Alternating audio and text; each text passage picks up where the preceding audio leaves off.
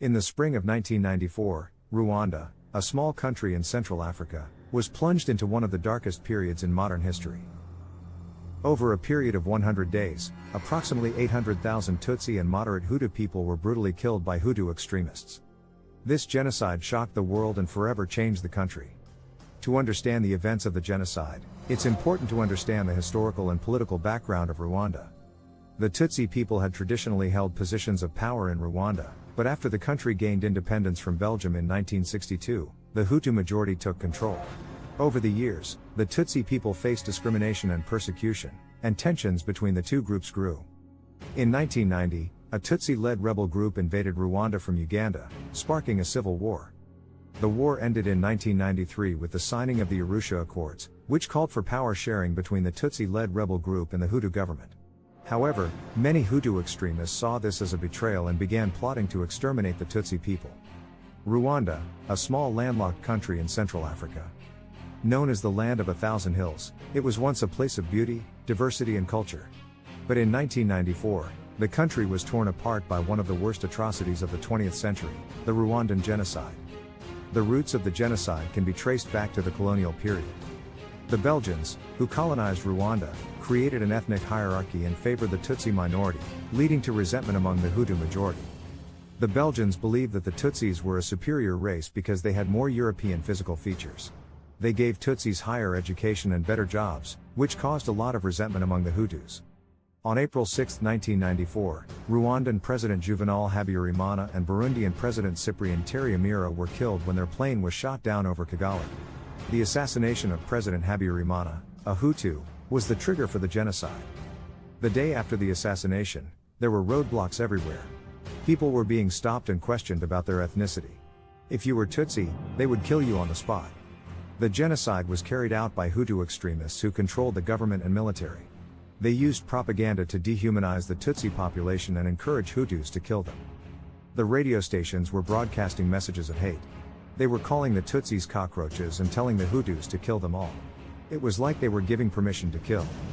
The mass killing started on April 7 and continued for 100 days. The Hutu extremists, along with militias and civilians, went on a killing spree, targeting Tutsi and moderate Hutu people who opposed the genocide. I saw my neighbor kill his own wife and children just because they were Tutsi. I couldn't believe what I was seeing.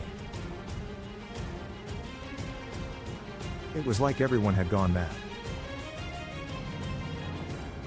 During the genocide, many Tutsi and moderate Hutu people fled the country, seeking refuge in neighboring countries. The international community failed to intervene, despite pleas for help. The international community failed Rwanda. They knew what was happening, but they chose to look the other way. It was a tragedy that could have been prevented. In just 100 days, the Rwandan genocide claimed the lives of approximately 800,000 people. The scars of the genocide still remain, and the survivors continue to bear witness to the horrors they endured. We must never forget the tragedy of the Rwandan genocide and work towards preventing such atrocities from happening again.